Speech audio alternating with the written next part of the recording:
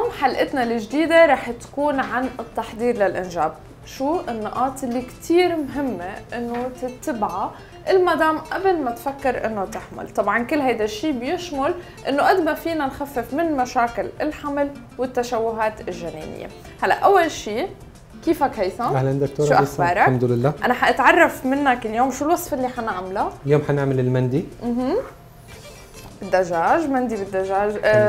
ما في كثير مكونات على الرغم بالعاده الطعمات كثير تكون قويه بهيك اكلات.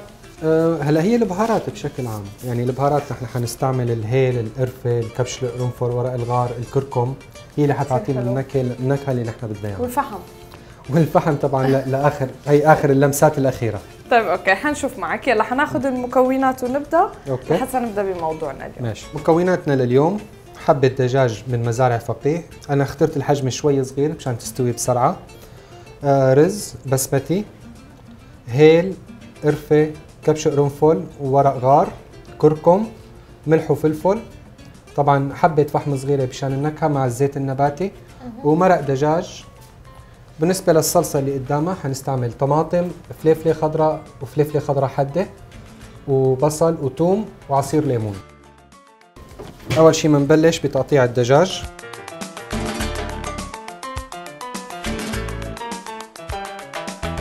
بهذا الوقت هيثم نحن حنحكي عن موضوع اليوم. شو النقاط اللي كتير مهمة؟ انه العروسين اذا فينا نقول بعد الزواج قرروا انه يصير في حمل، ودائما يفضل انه الحمل يكون في له تخطيط مسبق تفاديا لاي مشاكل ممكن انها تصير، تفاديا لاي تشوهات جنينيه لا سمح الله ممكن انها تنتج نتيجه اغلاط معينه بتصير. شو هيدي الاغلاط؟ في فحوصات بشكل عام بيسووها، هيدي قبل الزواج بيعملوها. ولكن طبعا نحن سبق وحكينا عنها بحلقه ماضيه عن الزواج. شو هي الفحوصات اللي بتنعمل؟ الفكره بهي النقطه مرحله الحمل اذا فينا نقول اهم شيء موضوع الادويه، وبالذات في ادويه معينه بتكون لازم سبب توقف ابدا قبل ب 40 يوم على الاقل. نحن وين صرنا معك هيثم؟ انا قطعت الدجاج، بدي ابلش اطبق الطبخه تبعي. اوكي.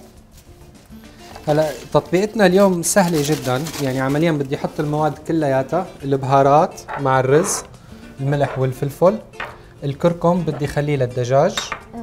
بنطبقهم مع بعض. حورجيكم كيف. بحط الرز. انا الرز هذا البسمتي بس مغسول، ما بده نقع، ما يحتاج نقع. والبهارات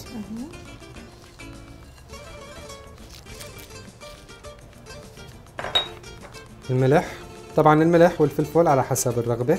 اوكي.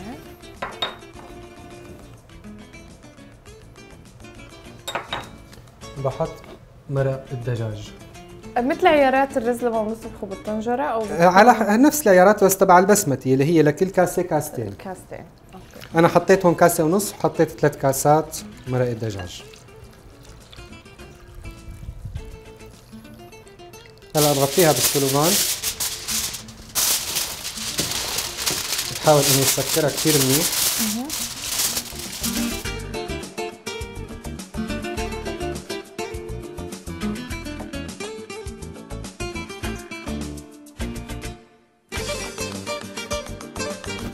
نعمل كم سقط بالسلوفان. اوكي.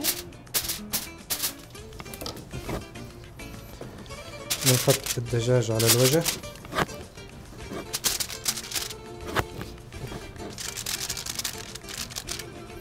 كمان شوية ملح.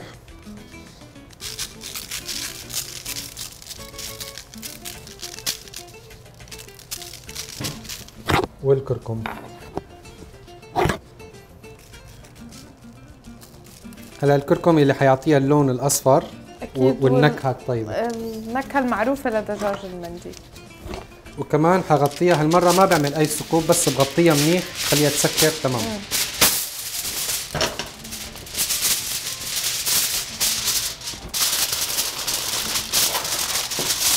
الفرن لازم يكون سخن اكيد. هلا حتى مرقه الدجاج انا حطيتها، مرقه الدجاج كمان سخنه. بحاول سكرها قدر الامكان. هلا لحطها بالفرن تقريبا بحدود 3/4 الساعة على حسب حجم الدجاج. حجم الدجاج عادة. وعادة كل 1 كيلو جرام بده ساعة تقريبا ليستوي. بدي أبلش تحضير الصلصة الجانبية يلي بتتقدم مع المندي، كتير بسيطة. حأخلط كل المكونات مع بعض بالخلاط اللي هي الطماطم، الفلفل الخضراء، الفلفل الحارة، بصل، ثوم، عصير ليمون. كتير حلو. معناها هيثم انت لو وقت ما تكمل الصلصه اللي مع المندي، نحن بقيان نقطتين كثير ضروري انه ننبه عليهم بموضوع التحضير لمرحله الحمل، وطبعا حيجي كمان تقرير الجرافيكس لحتى يدعم الموضوع اليوم. بس النقطتين الاساسيات، اول شيء اذا كانت المدام عم تاخذ فيتامينات لازم انها توقفها قبل ما تفكر، اكيد بثلاث شهور على الاقل، وبالذات اذا كانت بتاخذ فيتامين A و E، لانه معروف انه الفيتامين A لما يكون فيه زياده بالمخزون الكبدي ممكن لا سمح الله انه يسبب به تشوهات. والدليل على هالشيء في ادويه اسمها الريناتول اللي بياخذوها لحب الشباب، هي عباره عن فيتامينات A عاليه التركيب والكثافه، ممنوع انه يصير في حمل، ولو صار في حمل عاده الطبيب بينصح ويصر على اجهاض الحمل في حال كان عم بياخذوا مركبات الفيتامينات A و E. يعني احيانا حتى الشغلات المفيده الواحد لازم اذا كان اكيد، لانه في سميه الفيتامينات لما بتكون بتراكيب عاليه بالجسم. النقطه الاخيره نقطه الاشعه، ويمكن هون ما كثير بينتبهوا لموضوع انه اذا كانت عم بتجهز حالها للحمل بالسوبر ماركت ما في داعي ابدا توقف عند مكان ما بياخذوا السعر. اوكي، هيدي الاشعه يفترض انه هي ما تتعرض لها لمده 40 يوم. في حال كانت بالمطار تطلب انه تتفتش تفتيش جانبي وبدون ما تمر ما بالاشعه، اذا فينا نقول مكان ما بيمروا مشان الاشعه برضه اكيد فحص المعادن. كل هاي الانواع من الاشعاعات التليفون ما في داعي ابدا تنيموا بجنبها، او مثل كثير ناس عندها عاده انها تحطه تحت المخده وتنام. ما تقربوا ابدا على منطقه الخصر، يعني ما في داعي تحطه بجيبته او شيء، لا يفضل انه دائما يضل بعيد عنه وتستخدموه بس بفتره انه عم تحكي فيه. اكيد هي النقاط كلياتها كثير مهمه لحتى نتجاوز فيها مشاكل تكون كثير صغيره هيثم، بالذات عدم اكتمال او نضوج الاعضاء عند الجنين بما فيها المشاكل القلبيه. طبعا نحن حنشوف التقرير حيكون مفصل وواضح اكثر بهي يعني بشكل عام هي مشاكل كبيره بس الحل تبعها بسيط، انه اكيد نخفف هالكم شغله اللي قلتي عليهم وبس بكفي نكون خالصين. اكيد انا صلصتي بس بدي اعمل لها ضرب.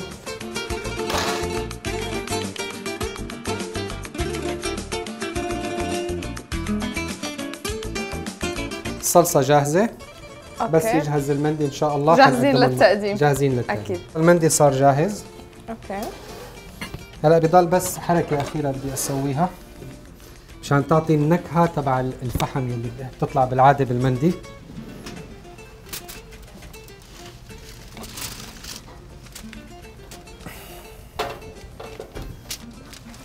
هلا حنرجع نحن نحطها بالفرن بعد هيك بالفرن او خلص؟ بس بدون حراره يعني، بس انا بدي احط بحط هون هي سويت زبديه صغيره مع شويه سلوفان، بحط زيت وحطيت فحمه عندي هون وبحطها بقلبها، بغطيها بالسلوفان بتركها 5 دقائق بس وبنفتح وبتكون جاهزه.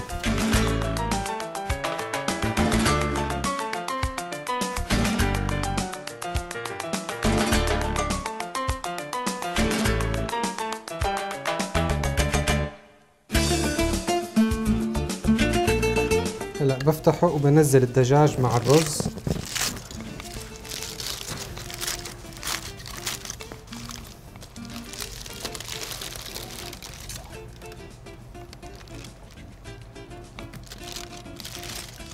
هلا بساوي عملية اني بحط الدجاج على طرف وبترك بالنص فاضي، بعمل هيك فتحة صغيرة.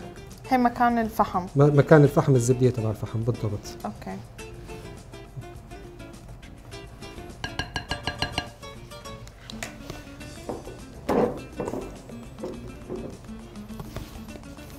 شوية زيت نباتي، طبعا شوي مشان يعطي البخار صحيح أكيد. الدخان تبعه. بحط الفحمة.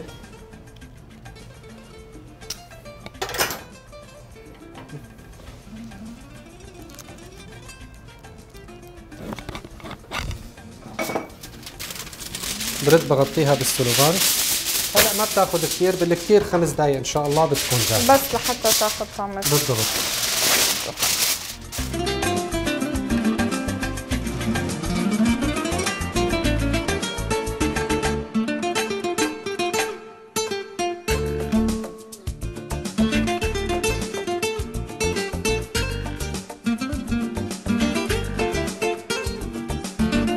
هلا بدها بس 5 دقائق.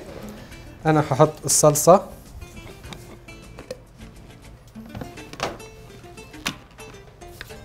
اوكي.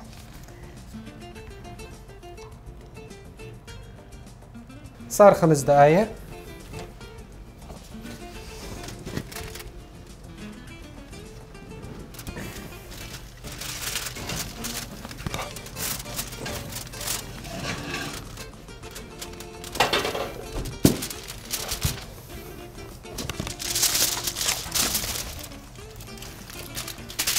حتى تقريبا الزيت بالضبط. اوكي.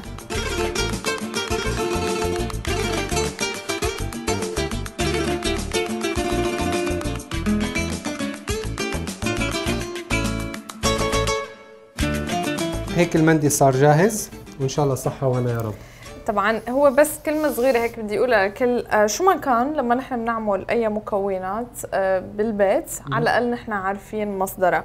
صحيح. يمكن عدد الكالوريز منه سهل هلا نحكي نحن ممكن نسويها انه نشيل الجلد منها مشان نخفف اكيد عدد الكالوري. لا بالذات للناس اللي بدهم يخفضوا عدد الكالوريز باكلهم حميه او سكري او وريفر. تمام. بكل الاحوال ما فيني اوصف لكم قد ايه ريحتها لذيذه، عن جد مندي كثير لذيذه.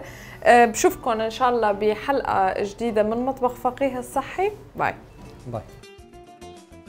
التحضير للإنجاب قبل الحمل.